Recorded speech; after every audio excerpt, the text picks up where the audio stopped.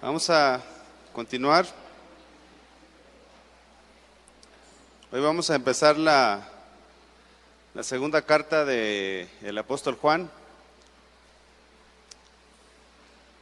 ¿Cuántos capítulos tiene la segunda carta del apóstol Juan? Uno, ¿verdad? El tema que vamos a ver se llama En verdad y en amor. Y vamos a ver los primeros 3 versículos de la carta. Y antes de ir a los versículos, pues es una carta muy sencilla, aparentemente. Es una carta que se considera un resumen de la primera carta, porque trata temas muy similares. Entonces algunos eruditos la han considerado como un resumen de la primera carta del apóstol Juan. Y pues prácticamente aborda temas como el amor, como el anticristo, que ya lo habíamos visto en la primera carta, y va a ser una buena forma para los que están de nuevo ingreso, para los que apenas están empezando el instituto bíblico, puedan conocer un poquito de la primera carta. Los que ya estuvieron el trimestre pasado, pues vamos a reafirmar algunas verdades. ¿Ok? Bien, pues se escribió alrededor de los años 90 después de Cristo. Recordemos que el Evangelio de Juan fue escrito alrededor del año 85 después de Cristo. Y se integró al canon de las Escrituras, al canon de la Biblia, alrededor del año 400 después de Cristo. Pasaron bastantes años para que esta carta se considerara como una carta inspirada por el Señor. Y las razones principales de su incorporación obedecen al hecho de que este documento fue escrito, o esta carta fue escrita por el apóstol Juan, y a la vez varios de los padres de la iglesia la citaron como palabra de Dios. Es el caso de Clemente de Alejandría, de Orígenes, de Dionisio, de Atanasio, y fue hasta el año 400 en que se incluyó en el canon de las Escrituras. Recordemos que no muere el Señor Jesucristo y resucita y al siguiente año ya estaba el Nuevo Testamento listo, ¿no? Fue un periodo largo y bueno, hasta que se formó el listado de todos los libros que ahora tenemos. El motivo por los cuales se escribió esta carta principalmente fue para contrarrestar las enseñanzas del gnosticismo, al igual que la primera carta del apóstol Juan. El gnosticismo, recordemos que enseñaba que Jesús no había sido de carne y hueso, sino que solamente había sido una apariencia, ¿no? Porque ellos decían, los gnósticos, decían que el espíritu era bueno y la carne era mala.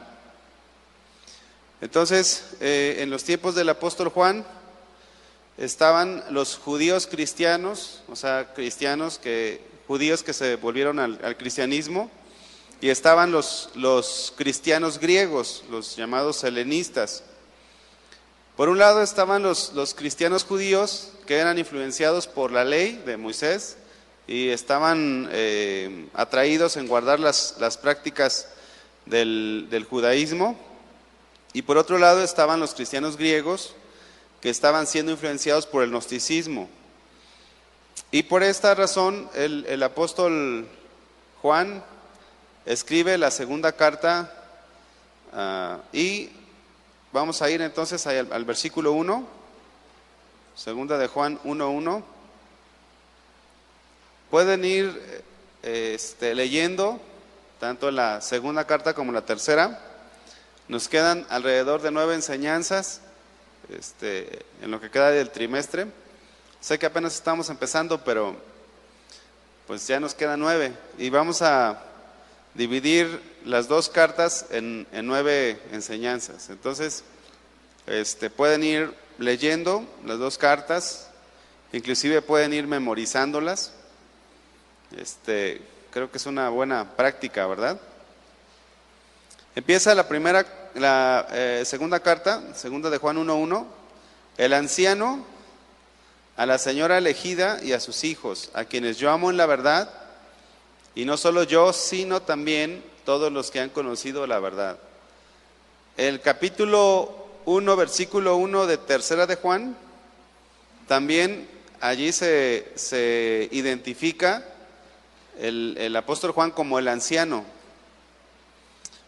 En varias de las cartas de Pablo, él se refiere a sí mismo como Pablo, apóstol de Jesucristo, o la de Santiago, siervo del Señor, ¿verdad?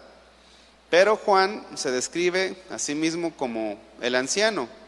Esto nos arroja dos posibles interpretaciones. Una es que se refiere a la edad avanzada que tenía el apóstol y era como una expresión de cariño. Esa es una posibilidad o una interpretación. Y la otra, que es lo que concuerda la mayoría de los estudiosos de la Biblia, es que se refiere, anciano, la palabra anciano se refiere a su posición y rango de responsabilidad. Se define la palabra anciano como presbítero y se refiere al mayor o a un líder de la iglesia. Entonces, esta palabra anciano es común en la Biblia, lo vemos desde Moisés, cuando establece ancianos, aquellos que eran las cabezas o líderes de las tribus y de las familias. Lo establece Moisés, establece 70 ancianos. Luego también Salomón establece ancianos. Y ya más cercano a los tiempos de Jesús, existía lo que se llamaba el Sanedrín, que estaba constituido por sacerdotes, ancianos, escribas y conocedores de la ley judía. Entonces, era un término comúnmente usado. Ya dentro de la iglesia, después del Señor Jesucristo, se ven varios ejemplos de ancianos, y eran aquellos que, siendo llamados y calificados para la obra del ministerio por el Espíritu Santo, y que tenían la madurez espiritual, eran designados para cuidar a la iglesia. Entonces, por ejemplo, nosotros aquí en la iglesia, se puede decir que los pastores principales son los ancianos, ¿verdad? Vamos a ver algunos pasajes en la Biblia. Tito, capítulo 1, versículo 5, sin que pierdan ese pasaje de segunda de Juan. Entonces, esta es la segunda interpretación de ancianos y es la que comúnmente se usa. Fíjense, Tito 1:5 dice: por esta causa te dejé en Creta, para que corrigieses lo deficiente y establecieses ancianos en cada ciudad, así como yo te mandé. Entonces, no solamente había un anciano por iglesia, habían varios ancianos por iglesias, por cada iglesia, y Tito tenía la encomienda de establecer ancianos. Y allí sigue diciendo los requisitos de los ancianos, ¿verdad? Entonces el apóstol Juan no solamente era un anciano ya de edad avanzada, sino que era un anciano que supervisaba la iglesia, formaba parte del presbiterio. Más adelante, ahí en Primera de Pedro, capítulo 5, podemos ver cómo los apóstoles eran considerados ancianos también. Primera de Pedro 5:1 dice, ¿ya están ahí? Dice: ruego a los ancianos que están entre vosotros, yo anciano también con ellos. ¿Quién está escribiendo aquí? El apóstol Pedro, ¿verdad? Y testigo de los padecimientos de Cristo, que soy también participante de la gloria que será revelada. Apacentad la grey de Dios que está entre vosotros. O sea, este era el trabajo principal de los ancianos, de pastorear a las ovejas, al rebaño del Señor. Y ahí viene y dice la manera como deben de hacerlo, cuidando de ella no por fuerza, sino voluntariamente, no por ganancia deshonesta, sino con ánimo pronto, no como teniendo señorío sobre los que están a vuestro cuidado, sino siendo ejemplos de la grey. Entonces, de esta forma, el apóstol Juan asume una autoridad sobre sus lectores, a quienes, por juzgar por el lenguaje, se ve que tenía una relación cercana, una relación estrecha. Entonces, vamos a regresar allí a segunda de Juan. Entonces se ve cómo el anciano, el apóstol Juan, habla con toda autoridad, con toda confianza, y vemos que esta carta va dirigida a la señora elegida y a sus hijos. Aquí también hay varias interpretaciones sobre quién es esta señora elegida y sus hijos. Les voy a dar tres posibles interpretaciones. En el griego, estas dos palabras, señora elegida, podría ser un nombre propio. O sea, pudo haber sido que alguien se haya llamado señora elegida. ¿Sí me explico? Entonces, sin embargo, es una interpretación que no tiene mucho apoyo o mucho sustento, porque vemos en la tercera carta de Juan que ahí sí es específico al decir al amado Gallo, ¿verdad? Entonces, si aquí fuese el caso de que fuera una persona, se repetiría su nombre. Pero otra interpretación, la segunda, es que pudo ser dirigida esta carta a una mujer cristiana distinguida de ese tiempo, alguna mujer que era muy conocida por el apóstol Juan. Y la tercera, que es en la que es más ampliamente aceptado, es que esta señora elegida y sus hijos se refiere a una comunidad de creyentes en la región de Asia Menor. Y vamos a ver 4 cosas que apoyan esta interpretación. La primera es que el apóstol le manifiesta su amor no a una persona, sino a los creyentes en general. O sea, nosotros vemos en toda la carta que siempre el apóstol está manifestando su amor, pero no hacia una persona específica, sino a los creyentes en general. La segunda es lo que ya les decía, no da nombres específicos. Pudiera ser que si fuese a una persona, más adelante en la carta o al despedirse hubiera dicho su nombre. Entonces esa es la segunda. No da nombres específicos en toda la carta. Otro aspecto es que si analizamos el contenido de la carta, nunca vemos que se use pronombres plurales más que singulares. Más bien al revés, se usan más pronombres plurales más que singulares, y esto nos indica que no era una persona, sino a un grupo en general. Entonces, de esta forma nosotros nos podemos dar cuenta de que es a una iglesia. Y la cuarta, que es creo la más contundente, es que en la Biblia muchas veces se personifica la iglesia como una mujer, como en forma femenina, pues.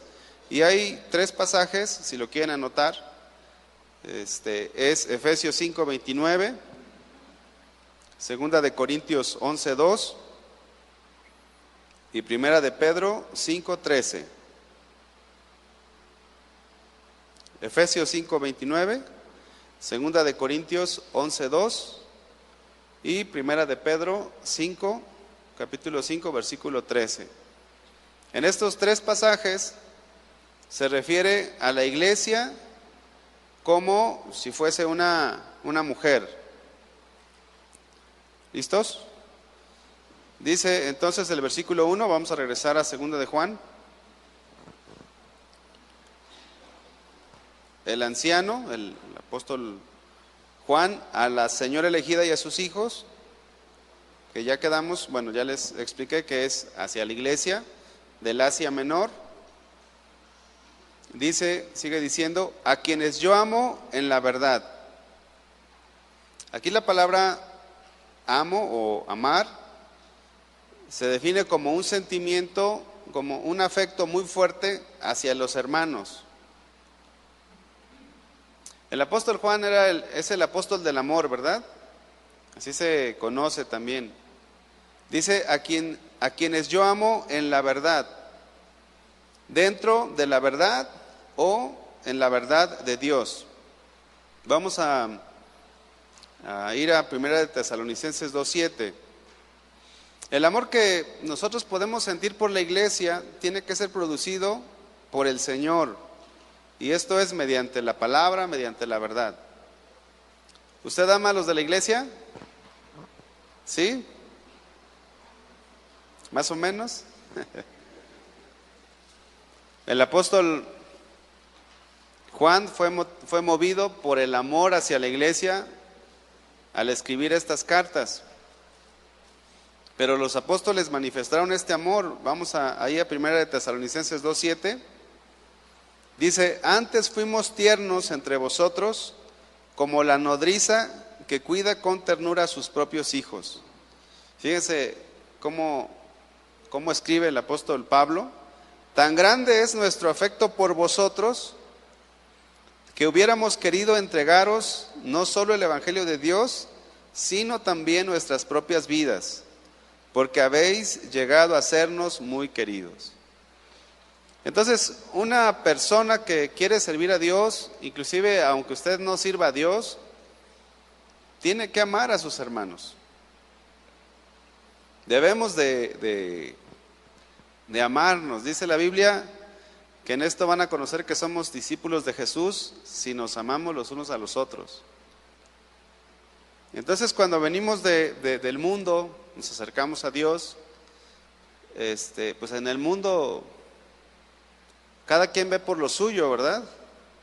Pero en Cristo es diferente. Y aquí es importante notar el balance que hace el apóstol Juan cuando habla acerca del amor y la verdad. El tema, ¿cómo dijimos que se llama? En amor, en verdad y en amor. Así se llama el tema. ¿Por qué es importante que veamos esto? Porque muchas veces se sacrifica la verdad por el amor. O sea, a veces hay un desequilibrio. Otras ocasiones se sacrifica el amor por la verdad.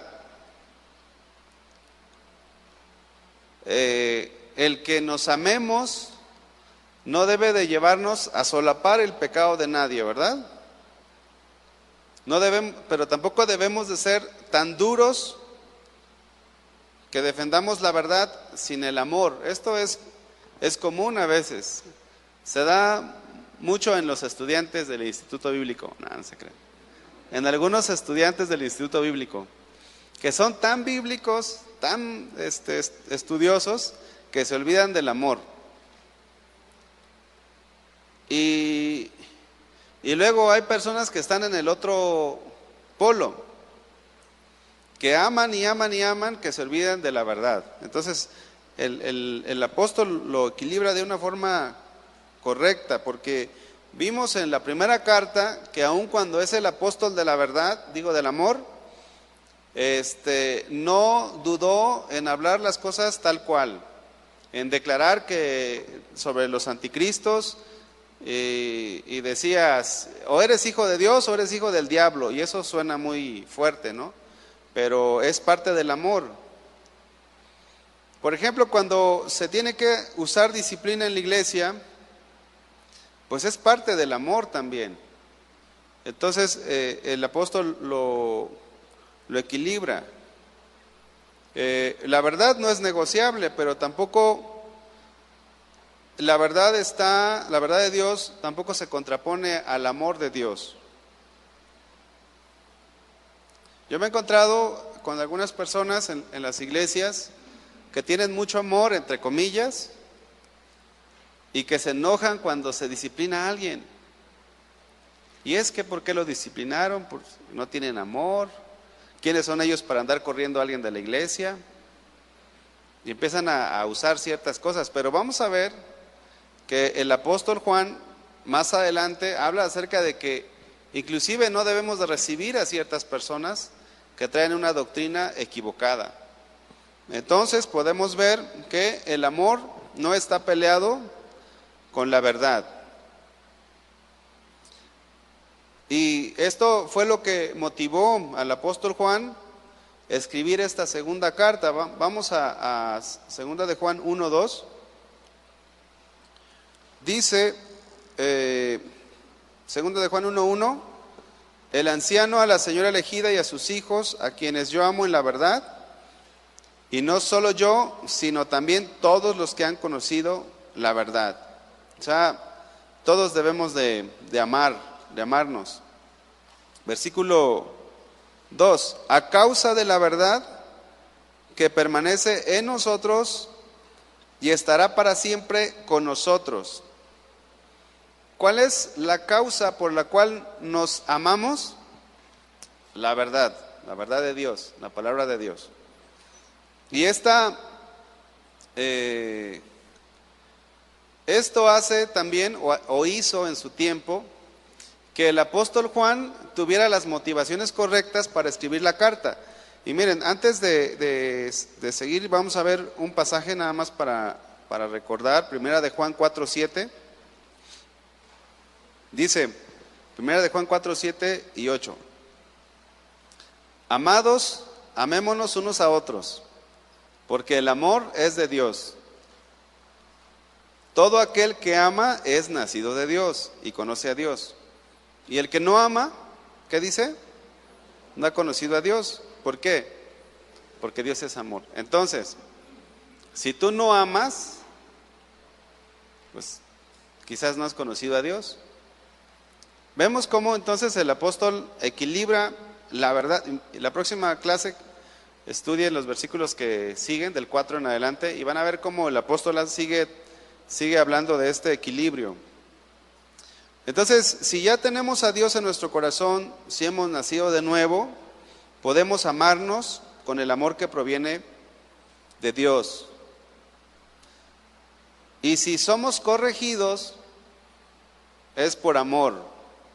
Si somos disciplinados, es por amor. Recuerden, siempre debe de haber un equilibrio entre la verdad y el amor. Ahora, lo que impulsó al apóstol Juan a escribir esta carta fue el amor de Dios. ¿Saben que el apóstol Juan no fue movido ni motivado por deseos egoístas o por beneficios propios al escribir su carta? O sea, hay en la actualidad y siempre han existido líderes o pastores que se apacientan a sí mismos y que tienen motivaciones equivocadas. Vamos a ir a 2 de Corintios 2:17.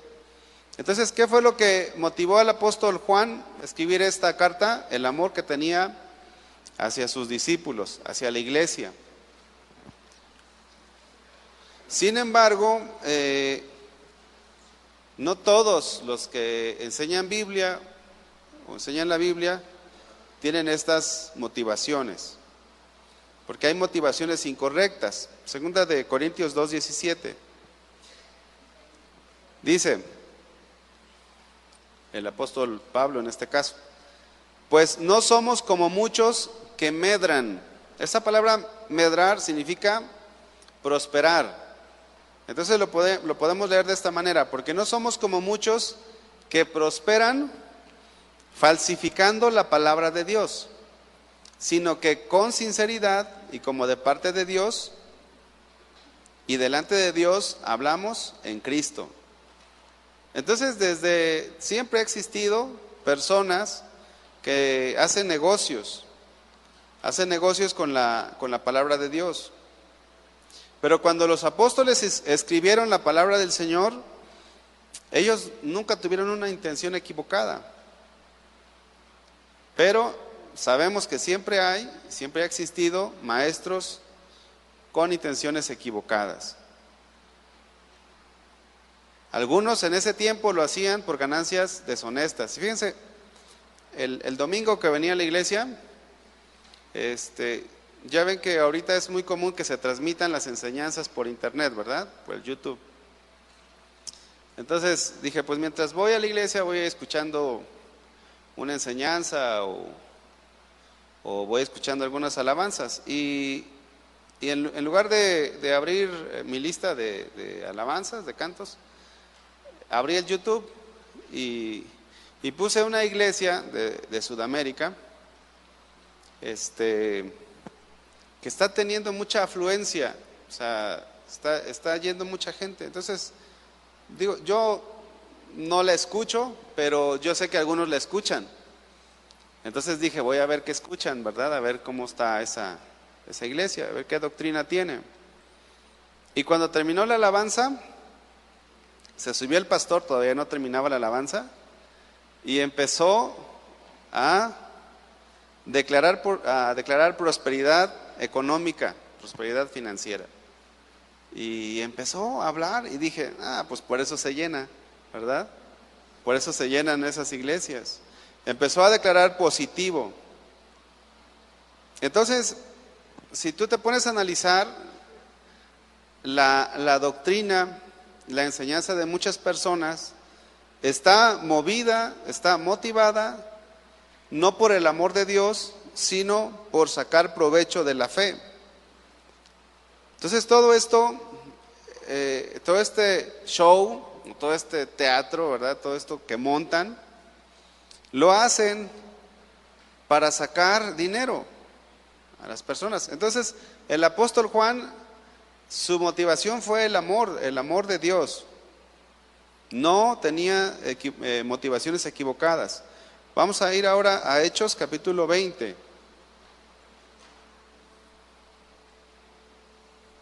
Entonces, si algún día Dios te usa y te invitan a predicar, predica la palabra. Si es la última vez que te invitan, pues ni modo, pero que tú estés tranquilo de que predicaste la palabra. La otra vez me platicaron un testimonio de un hermano, un pastor,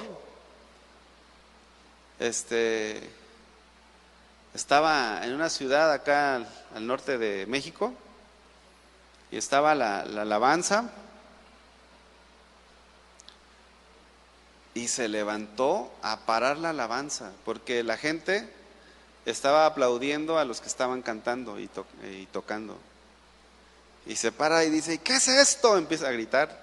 Dice, no, a ellos no, es a Dios. Los paró. Pero pues ya no lo volvieron a invitar. Entonces, siempre va a haber gente que hace las cosas con motivos equivocados. Hechos 20:29. Porque yo sé que después de mi partida entrarán en medio de vosotros lobos rapaces que no perdonarán al rebaño. Y de vosotros mismos se levantarán hombres que hablen cosas perversas para arrastrar tras sí a los discípulos. Hombres que no van a hablar la palabra de Dios. Hombres que van a devorar a los hermanos. Que van a devorar a las ovejitas, ¿verdad? Entonces es importante que nosotros estemos despiertos espiritualmente y que no porque tengan una Biblia o porque digan un versículo significa que ya está correcto. Hay que analizarlo todo. Ahora, según los años que tengas en el Evangelio, si eres una persona nueva, pues quizás no vas a poder discernir, ¿verdad? Al lobo. Pero ya los que tienen más tiempo, sí van a poder hacerlo. Y los ancianos son los que deben de tener un discernimiento agudo, ¿no? Por eso el apóstol Juan escribe la carta a la señora elegida, que es la iglesia, para contrarrestar las falsas enseñanzas que estaban teniendo en ese tiempo. Y su motivación era siempre el amor que tenía hacia ellos. En 2 de Corintios capítulo 12, el apóstol Pablo aquí nos da un gran ejemplo de conducta, de actitud. Siempre que ustedes en algún tiempo el Señor los llame a servir, esta es la actitud correcta que deben de tener. La que estamos viendo, la que tenía el apóstol Juan y ahora la que tiene el apóstol Pablo. Porque sin lugar a dudas algunos de ustedes van a servir. El Señor va levantando siervos, líderes, y son principios que tienen que tener en su corazón. Cuando ustedes sirvan, no busquen beneficios. Amén. Versículo 14. He aquí por tercera vez, 2 de Corintios 12, 14. He aquí por tercera vez estoy preparado para ir a vosotros y no seré gravoso, no seré una carga, porque no busco lo vuestro, sino a vosotros. Pues no deben atesorar los hijos para los padres, sino los padres para los hijos, dice el apóstol Pablo. Y yo con el mayor placer gastaré lo mío, y aún yo mismo me gastaré del todo. ¿Por qué? Por amor de vuestras almas, aunque amándoos más, he amado menos. Lo que motivó el apóstol Juan a escribir la segunda carta fue el amor de Dios. Lo que nos debe de motivar a servir es el amor a Dios, no otra cosa. Esa es la motivación correcta. Si no te dan nada, pues tú no vas por lo que te dan, ¿verdad? O no vas a ir. Ahora, siempre va a estar la tentación, porque el diablo pues siempre va a estar tentando, él es el tentador. Y aquí el apóstol dice, porque yo no busco lo vuestro, sino a vosotros. Hace unos años íbamos a una misión aquí en los Altos de Jalisco, y una persona se me acercó, bueno, iba a la iglesia, y era una persona muy, muy labiosa. ¿Sí? ¿Entendemos el término labioso? Así como que, ay, hago esto, traigo esto y así, ¿no? Un sinónimo de labioso para los que porque no es un término de Jalisco. ¿Eh? ¿Muy qué? ¿Rollero? No. Que del griego, tratar de quedar bien. Ya ven que hay gente que es servicial, ¿verdad? Pero una cosa es ser servicial y otra cosa es ser labioso, lambiscón. Ahora sí ya, ese término sí, Biblia, lenguaje jalisciense. Y me dijo, hermano, me dice, me acaban de dar una herencia. Y le dije, pues qué padre, le dije así. Pues qué bueno, o sea, gracias a Dios, hermano. Pero él pensó que yo le iba a decir, ¿qué más, verdad? Cuénteme todo, a ver cuántas hectáreas, cuántos ranchos o algo así. No le pregunté nada, le dije, pues qué bueno, hermano. Dice, es una manzana aquí en el pueblo. Es en un municipio aquí en Los Altos. Y dije, pues está bien, hermano. Dice, hermano, ¿y cómo le vamos a hacer con los diezmos? Dice. Dije, no, me quiere tentar, ¿verdad? Y le dije, pues délos, si quiere darlos, délos. Oiga, pero es que es mucho dinero, con eso podemos comprar un lote y hacer una iglesia. Y le digo, no, si es mucho dinero, délo allá en casa de oración, acá con el pastor Toño Ortiz. Pero yo le noté, hermano, que él estaba tratando de ver cómo iba a reaccionar. En otra ocasión, otro hermano, en otra misión acá en la costa, empezamos una misión y no pedíamos ofrenda ni diezmo, porque quisimos primero enseñarles los fundamentos, ¿verdad? Y después, naturalmente íbamos a llegar al diezmo y a la ofrenda, tarde o temprano. Entonces me dijo este hermano, entre comillas, me dice: oiga, ahí tengo el diezmo, dice, y ustedes no piden diezmo. Y le dije: no, hermano, pues tranquilo, ya vamos a enseñar y ya vamos a pedir, pero usted tranquilo. Dice: si no enseñan sobre el diezmo, lo voy a dar en otra iglesia. Y yo, no, pues es que te están tentando, pues es el diablo, ¿verdad? Y le dije: ¿sabe qué, hermano? Vaya y déselo. Y así,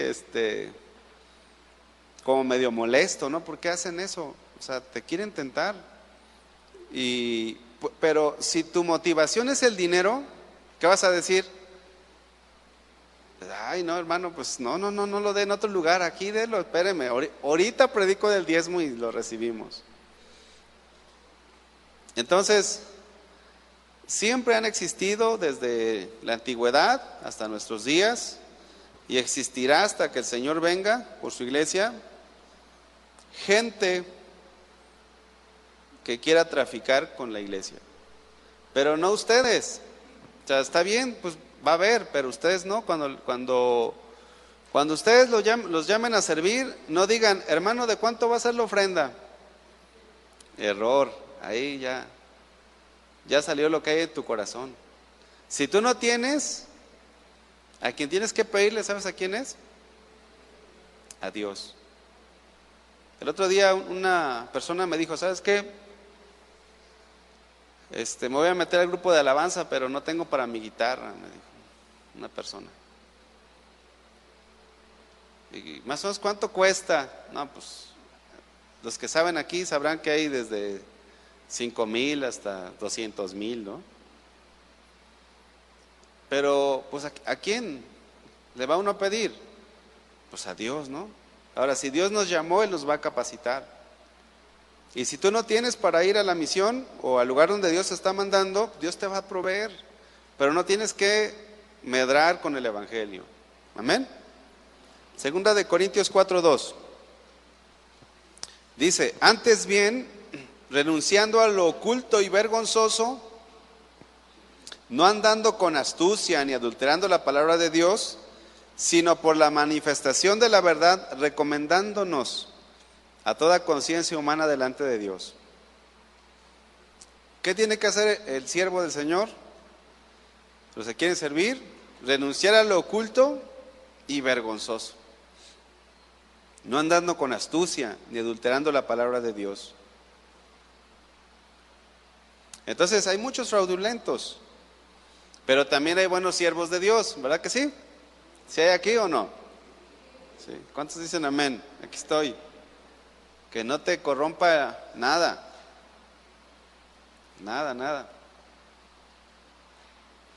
¿Quién era el que decía? Creo que el pastor Pablo Hunter decía que donde apunta la mano de Dios, también ahí está la provisión. Entonces, hay gente que, bueno, sabemos que no todos son instruidos en la palabra de Dios. Yo estaba en una iglesia antes, donde había gente que, según ellos, eran llamados por Dios, pero tenían que ir a pedir ofrenda en las iglesias. Entonces decían: es que Dios me llamó, pero pues no sé si puede aportar para mi ministerio, hermano o hermana, puede aportar para mi ministerio. No, si Dios te llama, Dios te va a suplir. Y a quien tenemos que ir siempre es a Dios. Y termina el versículo 3, segunda de Juan 1:3, dice el 2: a causa de la verdad que permanece en nosotros y estará para siempre con nosotros. Dice: sea con vosotros gracia, misericordia y paz de Dios Padre y del Señor Jesucristo, Hijo del Padre, en verdad y en amor. Siempre en todas las cartas, siempre saludaban de esta manera. El apóstol Pablo, él dijo: a Timoteo, verdadero hijo en la fe, gracia, misericordia y paz de Dios nuestro Padre y de Cristo Jesús nuestro Señor. Y así era una forma de saludo de estructurar las cartas que mandaban. Pero en esta carta hay una frase que cambia un poco en relación a las otras cartas. Y es esta que dice ahí al inicio: sea con vosotros gracia, misericordia y paz. Pero la frase sea con vosotros es una frase que habla de una confianza que tenía el apóstol Juan hacia sus discípulos, pero también habla de una afirmación. Nosotros comúnmente usamos Dios te bendiga, ¿verdad? Pero he notado que algunos usan Dios te bendice. Son dos cosas, ¿verdad?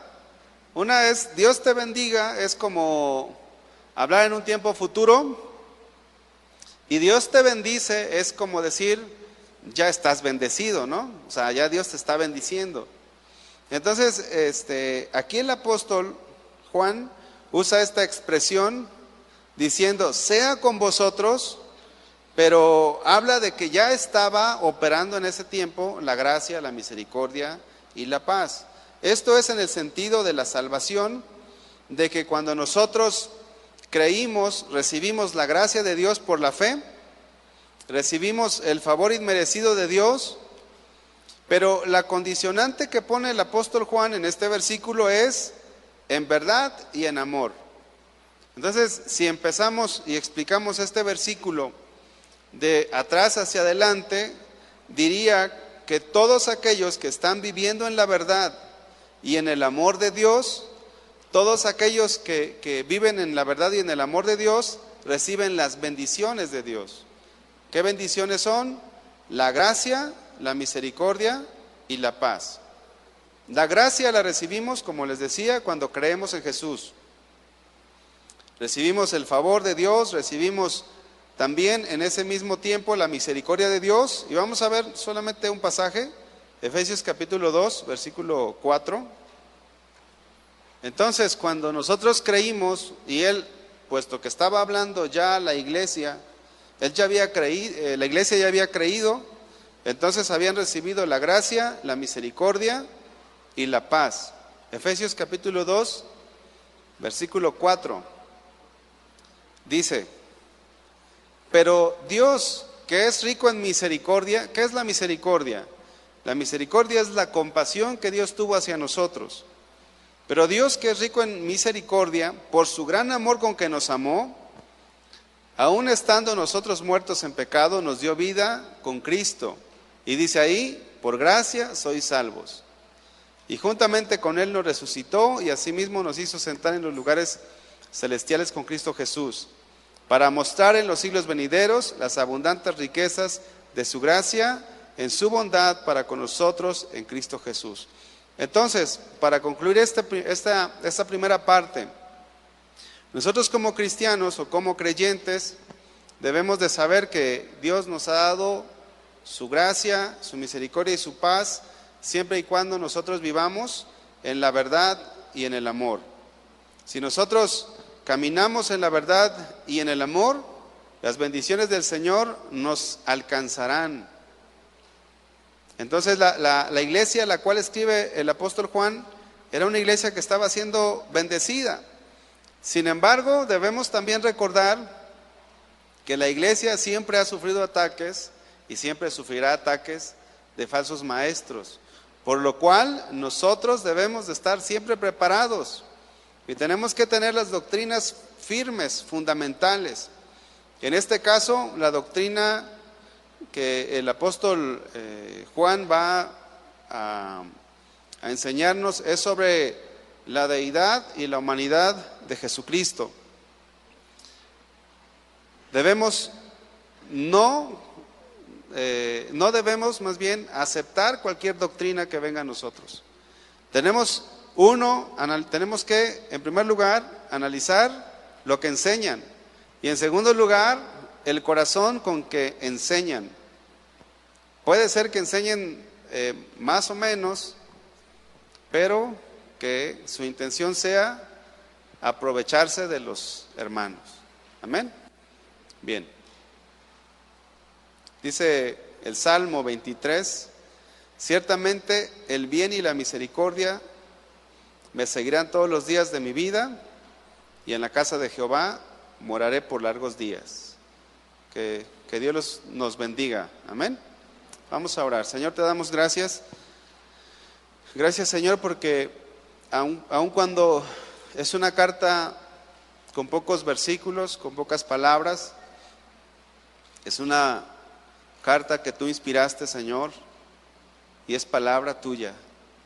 Te pedimos, Señor, que nos vayas llevando, que nos vayas introduciendo, Señor, a tu palabra de una forma en que podamos ser edificados, en que podamos ser enseñados, Señor. Sabemos que hay falsos maestros, hay falsos obreros, Señor. Ayúdanos, Señor, a poder discernir, a poder diferenciar entre una falsa doctrina y entre la sana doctrina, Señor. Bendice a cada uno de mis hermanos en el nombre de Jesús. Amén. Dios los bendiga, hermanos.